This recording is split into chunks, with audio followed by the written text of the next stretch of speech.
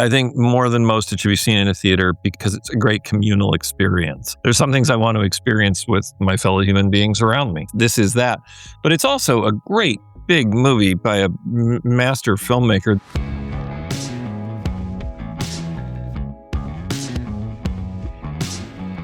This is the Box Office Podcast. I'm Daniel Loria, the editorial director of Box Office Pro, the pulse of theatrical exhibition.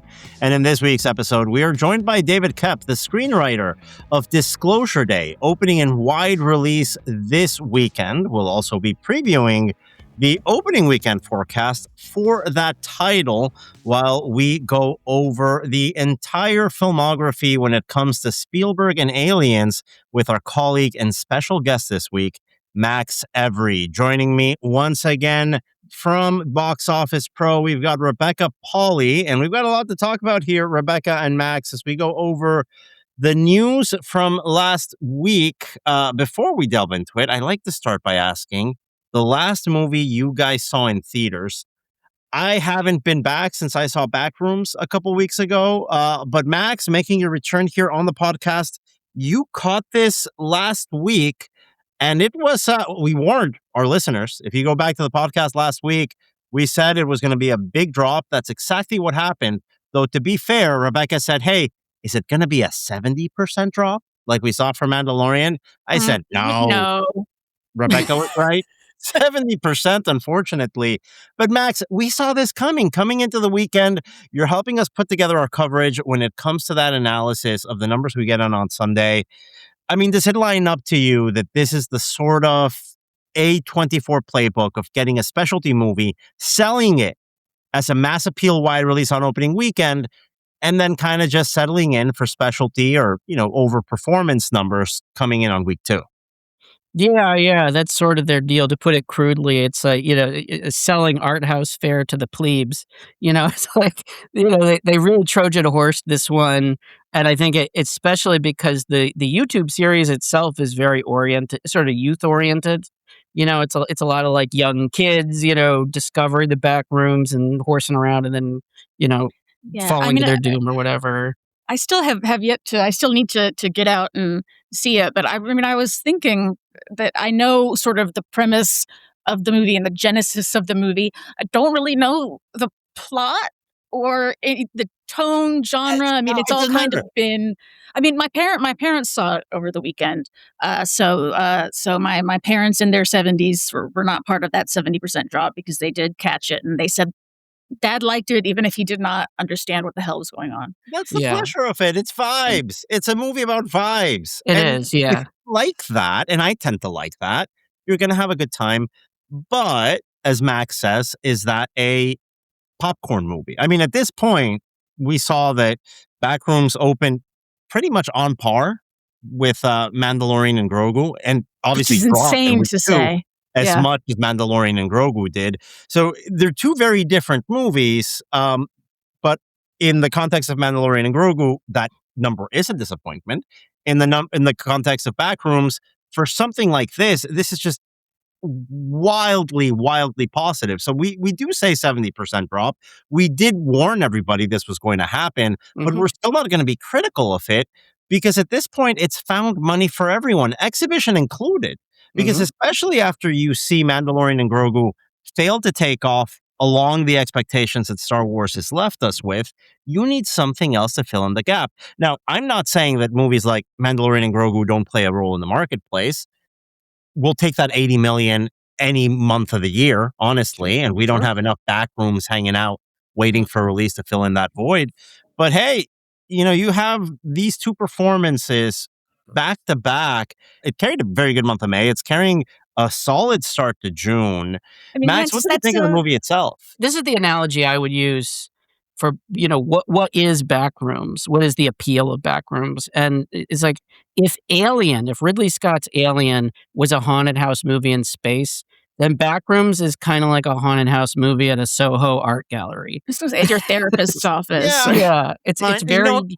It's just a gussied up haunted house movie with some that's furniture. Sort of furniture. And they tacked the therapy and an architecture angle onto it to make it elevated or whatever. But it's still just a haunted house movie. I called this Kids Bop last year in Marienbad, which I think is a fair shout of how that's my pull quote for my friends at A24. Kids Bop in Marienbad, Daniel Loria, Box Office Magazine. Yeah, I mean, listen, it's positive so far. We did expect it. What I didn't expect, to be completely honest, from last weekend's numbers, Obsession almost beat it. Obsession almost came up on top of the sophomore frame of Backrooms. I did not see that performance at all this deep into Obsession's run. And by the time you listen to this podcast, Obsession would have likely taken over the total theatrical run domestically of Mandalorian and Grogu. Nobody in this universe would have predicted that. It's the rewatch value. It's the rewatchability of it. It's the fun element of it. I mean, even last weekend, which was I believe fourth weekend, the first 3 weekends there were no drops. This weekend, only like a 6% drop. That momentum is still going strong. The thing you're seeing overall is kind of like that book, Pictures at a Revolution. It's like it's like right now what the studios are pumping out in terms of tent poles is like, oops, all Dr. Doolittles. So it's you like think they're Pedro all just Pascal disasters, is and Rex Harrison? Yeah, they're all just like totally behind the 8 ball. That they're just they're from another era. These movies are from another era, and they're not keeping up with what people actually want to go to a theater to see. And these horror movies are. These horror movies. I have to recommend that book that Max just shouted out. This is Pictures at a Revolution from Mark Harris. One of the probably best non-academic film books I've ever read. I actually gave that book to my mother-in-law, who loved it. And that it encapsulates that 1967 Academy Award season for Best Picture, and how it just marked a massive difference from the established tent poles that Hollywood was churning out at the time to the new movies from new filmmakers that are emerging into the scene. We might be living, I think, at a similar moment here, where younger audiences are clamoring for something fresh, clamoring for something original, but the industry isn't ready to shift over exclusively to that side of the industry. We still need a balance between, let's say, the big established tentpole franchise IP thing, even though the ceiling for that is lower than it used to be in many cases, while giving opportunities to these younger filmmakers. Even though I'm not loving the movies that have come out, I'm excited by the moment, guys. These seem like movies people are talking about. They're excited to go see. In social media, you see the sort of grassroots viral marketing efforts from a lot of people reacting to the movies. That really helps these films. And I bring that up because as we're approaching the opening weekend of Steven Spielberg's Disclosure Day, you have a mix of, let's say, legacy press giving it very, I'd say, generally positive reviews. Max, is that fair to say, of what we've seen? Yeah. I know most of those people that are raving about it, and they're not liars. They're not being paid. No, not at all. Yeah. The internet fandom sometimes thinks that in our job we make a lot more money than we actually do. No, trust me. If you want to make your rent consistently, there are better ways to do it than film journalism. But no, I think the reactions right now are positive from part of the established press. So there's nothing against Disclosure Day coming into this opening weekend, but we do have to say, right now the conversation isn't on established filmmakers like Spielberg. The conversation is in the culture when it comes to movies. It's on a pair of films that came out last month. And in the culture at large, there's sports, the weather's been great, the summer's starting. There's a lot of distractions out there that I do think are leading this opening weekend for Disclosure Day, something around the $40 million range, which I think is a decent return here for this title. That's more or less where it's been tracking. Nothing against the film itself, right? There's nothing extremely negative out there about the movie. If anything, it's been positive. It's just a crowded marketplace. The box office is red hot. Movies are holding onto screens very competitively. And the Spielberg movie's coming in at a time when there's just a lot of options for your entertainment time. Forget entertainment dollar, your entertainment time is in high demand. It's a tricky weekend, but we still expect this to be another $100 million plus weekend at the box office, of course, being led by Disclosure Day in the $40 million range. Second place, we do expect a 50 to 60% drop for Scary Movie 6. Max, the cinema score here and the Rotten Tomatoes critics ratings weren't very favorable, but that's kind of to be expected for this franchise.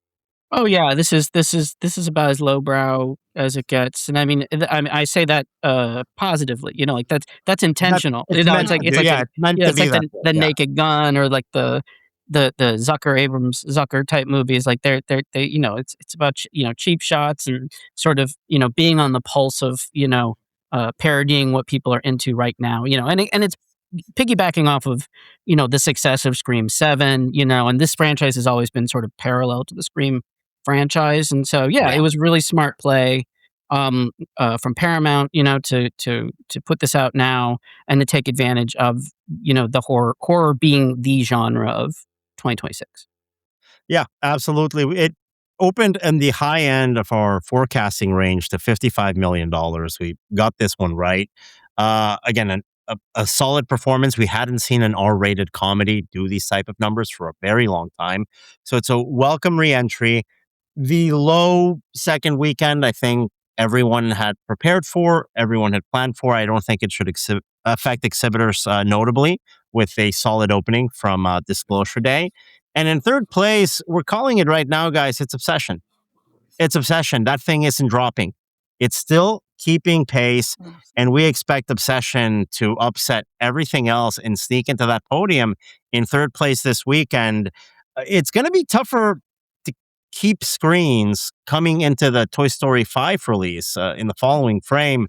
But at least for this one, I'm sorry, I don't see a massive drop for something that has kept its pace all along. I was talking to a friend of mine, Adam, who saw Obsession at the Alpine Cinema in Brooklyn. So it's out there, and he went on a matinee Wednesday because he works from home. Typically, see things on a matinee Wednesday. There are like two other people there, but apparently it was like packed full. On a Wednesday afternoon of a movie that had been out for a month. A lot of kids, a lot of sort of people out of school looking for something fun, looking for something to do with their friends. Yeah, this one's still going strong. No, it's great news. It's great to see that sort of performance. Solid figures here, all in all, in the industry. And we do have to give a shout out to our friends over at Fathom Entertainment with the amazing Digital Circus, The Last Act, performing a longer forecasting range. We said coming into the weekend, we thought something around the mid table, around 12 to 15 million. So obviously not playing a major role in the market, but for another Gen Z YouTube series coming in a crowded frame. This is a massive overperformance, Max. We knew we had something here, and of course we anticipated it with our forecasting. But it's great to see something like this come into fruition, and I just love our friends at Fathom Entertainment to start playing that role as consistently as possible. Let's find those pockets of fandom. Let's go out. Let's win a weekend. And this is the sort of thing that you open something like this, let's say in September, October. Forget mid-table. It's going to be in the top 3. Yeah. Yeah, yeah. And I mean, again, and it's just another one of these disruptor titles, and it's like, how many are we going to see until somebody, in the upper echelons of the big studios starts paying attention and maybe starts, greenlighting some more interesting things. I mean, I think the one thing that you are starting to see is if you look at Blumhouse, Mm. like Blumhouse for their model used to be this. It used to be like, $1 to $5 million movies, and we put a lot into marketing if we think it's got a shot, and if it doesn't turn out good, we dump it. But like for the last 3 or 4 years, they sort of crashed and burned, making like $25-30 million movies. And now that this year they're finally learning their lesson, and you get things like Okay. Obsession and Backrooms and or whatever, and like like I'm glad to see that they're back in their I stride. I do wonder about as we move into the summer movie season? Are we going to see any of those break out? What are going to be the surprises over the next, say, 8 weeks? Or, I mean, because it is such a high wattage. I mean, we have Toy Story 5, Minions and Monsters. Yeah. There's not going to be as much room for things to break out as there would have been. That said, I mean, we have titles like Young Washington, Angel Studios betting big on that one, and and some other things could definitely sneak in. Look back to last month. We had Mandalorian Grogu sandwiched between Obsession and Backrooms. And what ended up happening? They ate it alive. Obsession and Backrooms ended up being the movies of the moment. And we know Obsession's going to end up grossing more than Mandalorian. I'm sure that Backrooms is probably going to end up very close to where Mandalorian ended up. So you never know. And like you mentioned, there's huge IPs out there, but some of these IPs aren't a guarantee anymore. They're just not. And I love the fact that you have these movies that kind of fly under the radar, that you open a week before or a week after these big supposed tentpoles, and that alleviates a lot of the pressure for these tentpoles to perform. When they perform, great. We're rooting for them. We've never rooted against the movie. We're here on team exhibition all the way. It doesn't matter which movie grosses $80 million. It spends the same for exhibitors, right? So it's not here that we're counting distributors' money or rooting for a franchise or wondering if it's profitable or not. If it helps the exhibitor, that's at the base of our conversation here. But I do think the schedule is competitive. As you mentioned, there's a lot of tentpoles coming in from here up until late July. Spider-Man is going to carry us through August. I think we're safe there.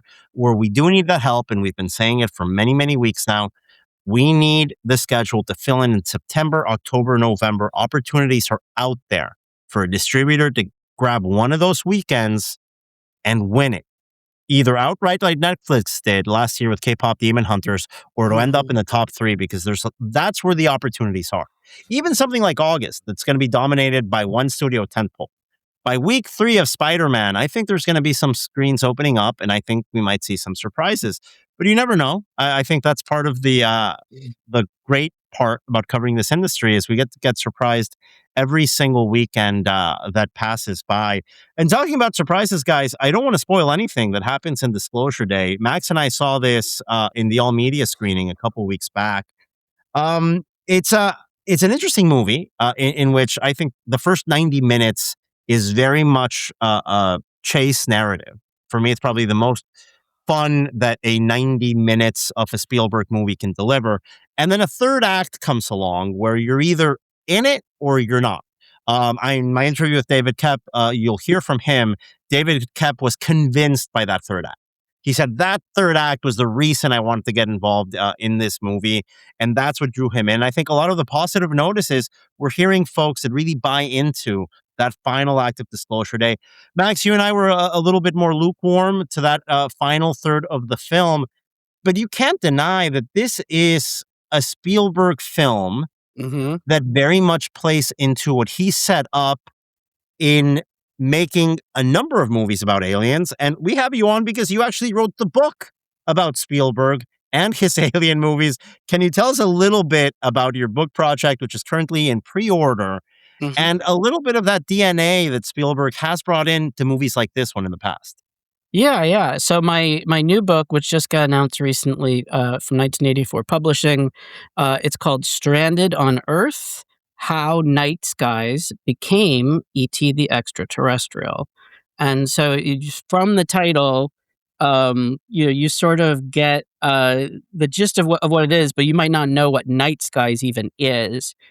Because it was never made, is it's basically a follow-up to Close Encounters. It's based on I'm using air quotes here, true story about a farm family who was attacked by aliens in 1955, actually. And and he was going to update it. He was going to have these incredible aliens that were being made by Rick Baker. And a script by John Sayles, and this guy Ron Cobb was going to direct it, this great art director. And it was gearing up to be this really interesting, dramatic, sort of essentially Straw Dogs with aliens. It's just, That's a aliens really good attacking. poke quote right Yeah. there. So we missed Yeah. out on Straw Dogs with aliens and got E.T. instead. Yeah. Yeah. Although if you've Losing end of seen, that bargain, by the way, but that's just my opinion. I'd yeah. rather Straw Dogs with alien. Not a big fan of E.T., by the way. But that's Sure. okay. Yeah, yeah. Well, I will say right front, like whether you like ET or not, my book will still be fascinating because like Night Skies was 180 degrees away from what ET became, but essentially Spielberg, late in the game, had a change of heart and decided he didn't want to perpetuate the idea of aliens being evil, but he cherry picked a lot of elements from John Sayles' script and use that as a jumping off point, for ET. For example, the title of my book, Stranded on Earth, is sort of the main jumping off point because at the end of Night Skies, a nice alien was left on Earth, and at the beginning of ET, the nice alien is left on Earth. So they literally sort of bounce from one to the other. But it's a fascinating story. I spent 2 years researching it. I talked to most of the people involved. And it's really interesting because it really gives you a sense of Spielberg's intuition as a filmmaker that he would take a project this far along and this developed and just say, no, I don't want to do this anymore. I don't think this is right. I want to make a positive movie. I want to make a kids movie, essentially, And and part of the fun of this story is, even though we know E.T. is going to become the biggest movie of all time, um, a lot of people along the way thought it was going to be a disaster. And Mhm. that's what's sort of fun about this story. I mean, my previous book was about David Lynch's Dune. And when people in that book talk about, the movie being in trouble, it's foreshadowing. When Yeah. in this book, when people talk about ET being in trouble, it's ironic because it was not in trouble at all. It was a home run. And and funnily enough, like Obsession, I believe ET was the last movie before Obsession to um, gross gross the most in its third weekend of wide release. So, And of course, that yeah, doesn't include things in platform release because that's a yeah, very different sort of setup where yeah, you expand, and that's part of the strategy. Obsession went wide, and yes, it increased screen counts in week two, but it wasn't really built with the platform to wide uh, yeah, release strategy. And of course, we talk about release patterns. The book was rewritten by Jaws, yes, directed by Steven Spielberg, and so much of how we release and market a blockbuster today is based on his influence and the impact of his films.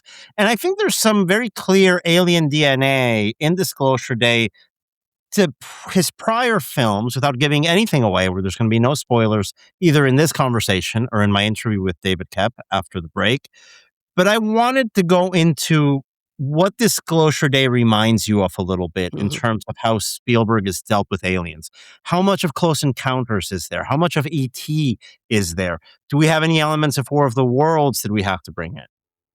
Yeah, I mean, I think it is a little bit of a smorgasbord of all those things, and tonally, it's a little bit more beige than some of these other movies, because like E.T. is firmly on the side of the angels. Close Encounters is pretty benign, but has some dark elements to it as well. War of the Worlds is totally dark in terms of its depiction of aliens, and so it's like he sort of hops around. He doesn't have like sort of a single purpose with using aliens, sort of the way Martin Scorsese doesn't have a single purpose in terms of, Mhm. making movies about the mob or whatever. But like, yeah, like it's, I will tell you like the most interesting connection to me, because, my book revolves around, Night Skies is, Night Skies was about a isolated farmhouse. And, Close Encounters, War of the Worlds, and Disclosure Day all have extended sequences on an isolated farmhouse. So, yeah, so that's a big connector right there. And, and then I even talked to some of the writers of Close Encounters, and they're like, "No, the scene in Close Encounters in the farmhouse is not a horror scene." And I'm like, "Yeah, it is. It's totally a horror." It's just like, You yeah, didn't write it as one, but it got directed as one. Mm. exactly. Yeah, yeah. Yeah, so there's always been that part of, I think people tend to identify Spielberg with benevolent aliens, But that hasn't always been the case. I mean, he even made an alien movie in high school called Firelight, which I talk about in my book also. And that those aliens were not necessarily benign either.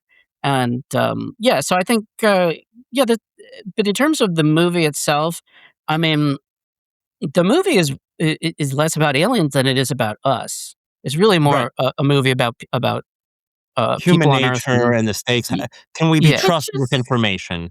yeah, Yeah, which is how, I mean, it's looking at the alien concept through the lens of whatever social, cultural moment we're in. Obviously, where the world's being a 9/11, a post 9/11 movie, essentially. Yeah, I'm excited to see this one, and thank you for not going into any spoilers because I want to go into this one as yeah. clean as you can. Stuff does get disclosed, though. I will say that. It is in the title. There is a But I think disclosure day.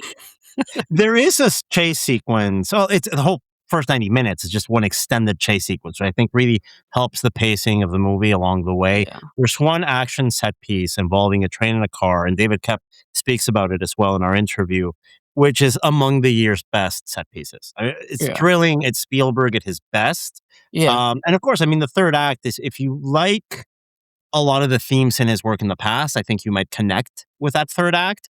But it leads to a direction. It leads to a resolution. The film does, where I'm excited to hear what people think about it and how they reacted. I think divisive is too strong a word, but it's definitely a demarcation point where the film sort of distinguishes itself as, let's say, in a more action thriller movie into something a little bit more philosophical by the time you reach that last half hour. Yeah. I think also it will be interesting to see how this movie plays because and I'm going to get into this. This is neither a criticism nor is this a spoiler, but it really is kind of a one quadrant movie. It's like it doesn't really have a lot of appeal for certainly no appeal for under 12s. I don't know if there's a lot of appeal for teens or even, yeah, I would think that the majority audience for this movie is going to be boomers. That's just my prediction, but yeah, like it's not action heavy. It doesn't have a big anchor star like War of the Worlds did. There's no kid characters, as there have been in all, the other Spielberg alien movies. It's geared more towards adults, and it is, the epitome of an establishment filmmaker. Yeah. Making Which is interesting to say at this time where we're talking about this incursion of a new generation of new voices, but there's still enough established studio tentpoles or big movies sprinkled in the schedules. It's a very dynamic sort of moment right now. And that's what I alluded to by prefacing this title, where you have things out in the culture that it's competing with in terms of attention share. You've got the World Cup. You've got one of the top two media markets in the country in a championship series like the Knicks are, that they haven't occupied the airwaves like this in many decades. And then you also have a different type of movie dominating the conversation. And then now you have something that we can call at this point established, like Spielberg and Aliens coming in, where I think the marketing went from where we were last year at around, I think, late summer, where it was the mystery that they were selling. Remember in New York City, you had those very mysterious marketing elements sort of revealed, and a very slow drip marketing campaign promoting the mystery, the Pandora's box on Disclosure Day. In the last 3 weeks, the marketing campaign has turned into Spielberg. Yes. That's been the marketing campaign. I've seen him doing a lot to of the press. point that he's voicing the trailer. Yeah, exactly. And I can't, since Hitchcock, I can't remember that, for example. Yeah. So Yeah. it's It's been a weird very move. marketing shift where Yeah. you And they go were from, deliberately let's say, withholding elements of the third act until that last trailer where they're just dumping stuff from the last act. And and that was a surprise because at CinemaCon, they were very careful in saying, we're not going to reveal too much in the marketing materials on the third act. And in the last week, I've seen a ton of the third act sort of like appear online, right, in a way that's sort of surprising. yeah. So we went from a very mystery-driven marketing campaign to an auteur, established filmmaker-driven marketing campaign. That's a decision that I think is very interesting in terms of who you're trying to appeal for this movie. And ultimately, I think it's going to be a very big lesson that we learn when opening weekend comes. I can't wait to hear more reactions on this movie. But before we accidentally reveal too much about this movie, let's talk with its screenwriter, David Koepp, who goes into detail about what he liked about the project coming in and that experience of writing the words that lead to a Steven Spielberg film. That's screenwriter David Koepp coming up right after this break. Imagine a world where your cinema's digital experience is as unforgettable as the movies you show. At Box Office, we strive to make that world a reality. We offer innovative solutions like custom-built websites, mobile apps, and user-friendly ticketing pages, crafted to meet the unique needs of cinemas. It's all about enhancing customer loyalty and making booking a breeze. Take your cinema's online experience to the next level with Boost. Contact us today at sales@boxoffice.com to learn more. I am Daniel Loria from Box Office Magazine. Hi, Daniel. I'm David Koepp from my office. From many films. Great career so far. That's it. It's great to chat here. I saw the movie yesterday. I think very entertaining film. I think great summer release date. Let's start with adapting a story from Steven Spielberg into the screenplay that we saw realized on screen. What was that adaptation process like, and what was it about the story that attracted you the most? I think that when I read it, because Stephen wrote a story, as you know, it was like a 38-page treatment. And when I read it, I was taken by the premise. I was taken by the characters. But the third act of that story was so strong. And I thought, oh, this is going to work. Because if the ending of a movie works, the movie works.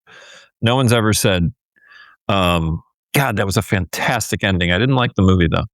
It just doesn't happen. So, and the subject matter was interesting and new to me. I know Steven's done several movies speculating about similar things, but always in a different tone. Each of the 4 times that he's done it. So, and I just love working with him. So I knew if I'm engaging with this already, I know I'll have a great time writing with him because or we share a lot of similar sensibilities. So it was kind of a no-brainer to do it. Well, let's talk a little bit about the themes of the film, because then we'll extrapolate from that into the characters. I think the characters embody and kind of give voice to a lot of the things that the film is working through. Yes. I want to be spoiler-free as much as possible because so much of the fun of this movie is the Pandora's box. You know, once you open it, all the things you discover in that third act. Let's start with the themes of misinformation, a government conspiracy, because I think these are things that reached the fever pitch in society around the pandemic in a way that, I hadn't really experienced before. How much of that 2020 atmosphere did you seep into the screenplay? How much of that helped you put this together? Well, it's hard to say because we all changed together in 2020, and we started writing this in 2023. But what I see as a natural process probably starts in the 1970s. I don't know if it's a natural process, an eventual process, a gradual process. In the 70s, the sort of two-headed dragon of Watergate and Vietnam started to raise all these questions. We had notions for the first time. Oh my gosh, I think the government might be lying to us. And you see that very clearly in Close Encounters. The idea of a government conspiracy, the idea that they're not telling us everything they know, was just starting to emerge. And of course, in the Alan Pakula movies of the 70s, the Paranoia trilogy, and you see that grow over time from we think they might be lying to us to 2026. We know they're lying to us, and the lies are constant. And it's not just government lies. It's everywhere. Social media, AI, deepfakes.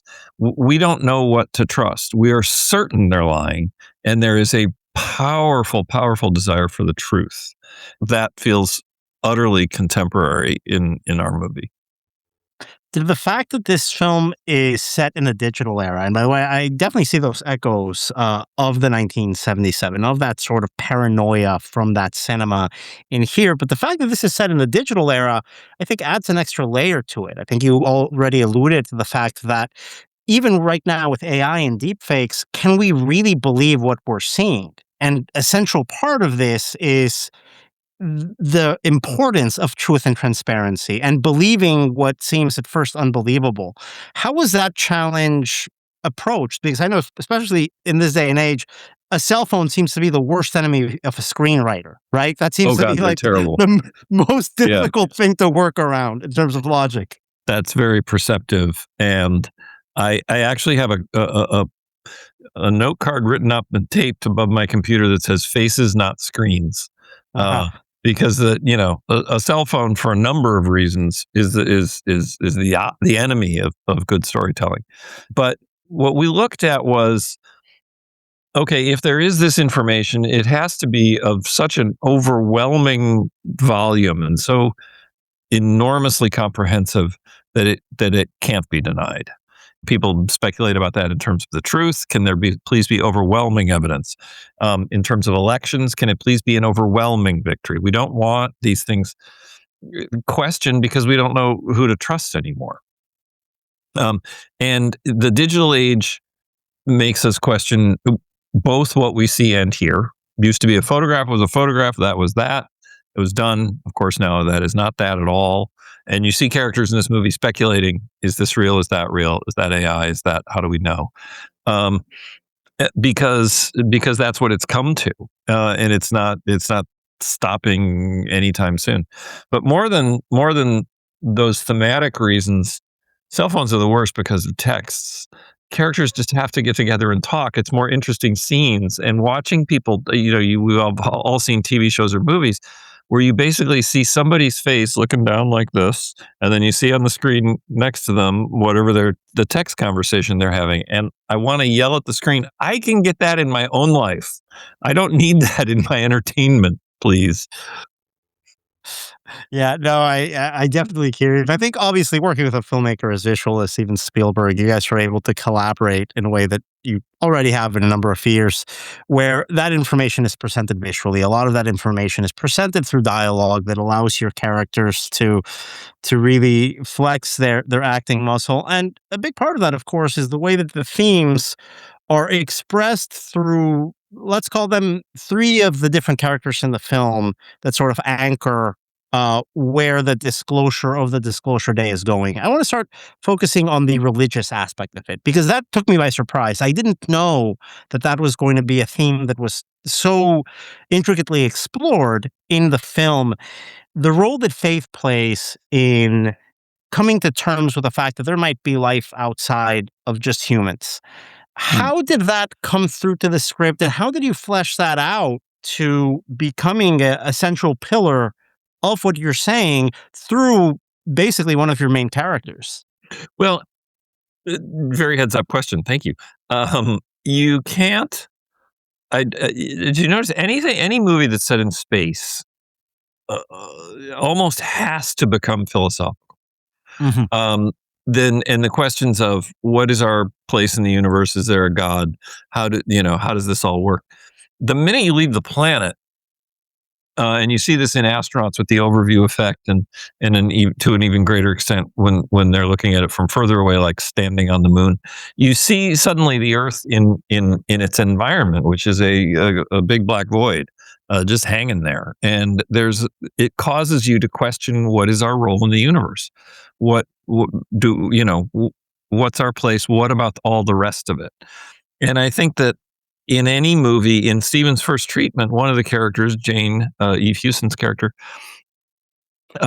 appears as has a religious background, and that's because I think when we talk about UFOs, UAPs, we also talk about God, similar to space, and I think that's because they both call for tremendous belief, and they both call into question the nature of the universe and our place in it. So, aside from the natural religious questions that would arise when we think about other forms of life, there are also questions of agnosticism. Do I believe things because I've seen evidence of them, or do I believe things because I have a belief? And both UFO, UAPs, and God fall into that camp. Some people are believers. Some people want proof. Yeah, and I think it was really interesting in that seemed to be not only a central theme of the film, but a question that the film felt it had to resolve as part of that third act. Yeah. I think it's expressed quite well. I also like to add on that is I don't think part of the something that the film does not answer, and that would have to be answered after the action of the film, is what does happen to society. It's roundly debated. When this happens, then what? Jane's character says, "Look at our history with sudden dramatic change. We don't do very well. A lot of people died just because a few of them suggested that maybe the sun stays in one place and we revolve around it. The internet, AI, these major changes cause upheaval, and they are nothing compared to, and we're visited by extraterrestrial. What would happen to society?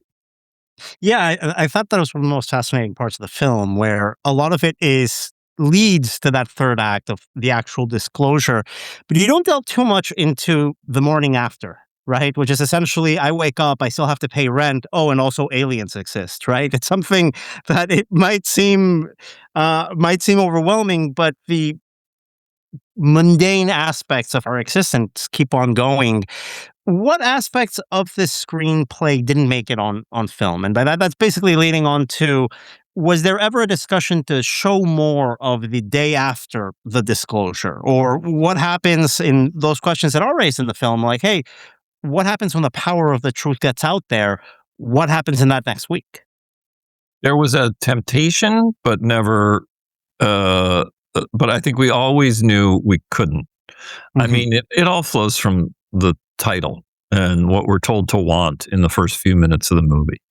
The title is Disclosure Day, not Disclosure Day in the subsequent week. And I think what we're told to at the very beginning of this movie, which starts with a bang, we start in motion. Everything is going already. What we want as an audience member is for whatever this guy's got in his bag, we'd like to know what it is, please. And we'd like to see it. And we would like it to get out. We would like the whole world to get it. Once that objective is accomplished, and I guess I can't give away the ending of the movie. Gosh, I hope they accomplish their objective. If that objective is accomplished, that's our story. And so to see what follows after it's also so vast that is contemplation for another movie. I want to focus a little bit on the other two leads and the big themes, I think, that drive them. Joshua O'Connor's motivation seems to be this drive towards transparency, towards revealing something. And on the Emily Blunt side, I don't want to reveal too much there, but let's just say that empathy, human connection, humanity is a core component of that character's journey. Can you go a little bit into how those themes sort of play into the way you put those characters together in the screenplay? Yeah. Well, let's talk first about empathy, because that's one of the core ideas of the movie, is that Emily's character develops this intense empathy for everyone she sees, an ability to understand them. And one character speculates, Coleman Domingo's character speculates at one point, that empathy is considered the foremost adaptive trait, the most essential adaptive trait. And if you start looking back at human history, all great accomplishments occurred because of cooperation, right? They go back to the agrarian revolution, thousands and thousands of years ago. People learned, hey, if we plant this stuff and harvest this stuff and learn how to store it together, because it's way too big a job for one person, that's better. That helps the entire race. And sure enough, the human race exploded after we learned how to do that, how to cooperate and do that together. Great events, you build a bridge, you need cooperation, intense cooperation. This movie goes further in speculating. You don't just need cooperation, you need to understand the people around you, and the survival of us as a species depends on it, because of course we've reached the point where we can destroy ourselves technologically. And a big component, of course, of this film is that drive towards transparency, of just getting the truth out there. That seemed to be, I think, the early focus of the film as I'm watching it. It's this relentless pacing, this chase that I think occupies around 90 minutes of the runtime, a film on its own. How did you find a way to sort of anchor that chase portion of the film with this theme of a character looking to reveal the truth to the larger world? This was very clear to both of us early on. The movie wanted to be relentless. It wanted to be. For some reason, I started thinking of 3 Days of the Condor. You remember the Redford Sidney Pollack movie from the 70s? We take place over 3 days, but I love stories that are compressed in time, space, location, whatever. And that we wanted that urgency to the urgency of the story. It's urgent that this information get out, that the truth get out. We wanted that urgency to be reflected in the storytelling style, which is that of a chase. It's compressed, it's tense, and we also wanted it to be entertaining. Your messages are kind of lost if they're all you got. Nobody particularly wants to be lectured to, but they'll accept it if you put it in a vehicle that's entertaining. And so that sort of breathless nature of it, and it really does start in a breakneck way and keep going until it's even more breakneck finale. That was essential to us. The style was as important as the content. Ultimately, I think this is a movie that has to be seen in a theatrical setting, or the official publication of the Trade Association for the Movie Theaters here in the U.S. And I wanted to ask you that on the theatrical importance of a movie like this, and the second part of the question, and not only why you believe this is a great theatrical event film, I also want to close asking you about your own personal connection with the theatrical experiences, and what have been your own personal highlights in going to the cinema. Well, first of all, I think more than most it should be seen in a theater because it's a great communal experience. There's some things I want to experience with my fellow human beings around me. This is that. But it's also a great big movie by a master filmmaker. There's a sequence in it that's involves a car and a train, and I'm not giving anything away. You've seen it in the trailers. And it's just masterful film direction. It's a showstopper, David. It's a showstopper. I mean, we were all in the edge of our seat as we're watching it. It was my favorite part of the movie. Yeah, I cannot imagine anyone being able to direct that well. And of course, when it's way bigger and way louder than you would see it at home, it's even more immersive. But more than that, it's this great big scene that builds to the release of, they escape. Again, not giving anything away. The heroes do escape. But it's followed by an intensely emotional scene. And that is something I want to see with an audience too. I want to have all those feelings with people. And I think of, you ask, what are some movie-going experiences I remember. I was just remembering the first, these are in no order of any kind. The first movie, the first A Quiet Place movie. I went by myself. I was traveling, so I went to theater wherever I was. So I was sitting by myself, reasonably full theater. And there's the scene early on in the store where you understand the premise. Oh, quiet is going to be a really big deal. And the theater I was eating popcorn and I stopped because that was far too loud and I didn't want to, And I stopped. And at one point it was so tense. This guy a couple seats over and I exchanged a look like, are you seeing this? This is incredible. This is intense. And that was kind of that's the feeling of being with people. Or go back a lot further, Raiders of the Lost Ark, the first time you're seeing it with a crowd that's so reactive because they've never seen anything like this. And there's of course the famous moment where the guy with the scimitar indeed decides to just shoot him, and the laughter is so explosive and so much better because you're doing it with people, and it just makes it so much more memorable. But I love to see movies alone in the middle of the day where there's 6 people in the movie theater because your concentration is so good. When you go by yourself, 1:00 in the afternoon, you're awake, you're fresh, you're not pausing it, you're not looking at your phone, you are in the movie, and that you only get that in a movie theater. And that was David Koepp, screenwriter of Disclosure Day. Thanks again for joining us here on the Box Office Podcast. And a big thank you to our first guest, Max Evry, author of Stranded on Earth, How Night Skies Turned into E.T. the Extra Terrestrial. That book is currently available for pre-order and is coming out this October. A big thanks to my friend and colleague, Rebecca Pahle from Box Office Pro, also joining us in the first half of the episode. We'll be back with a new episode next week.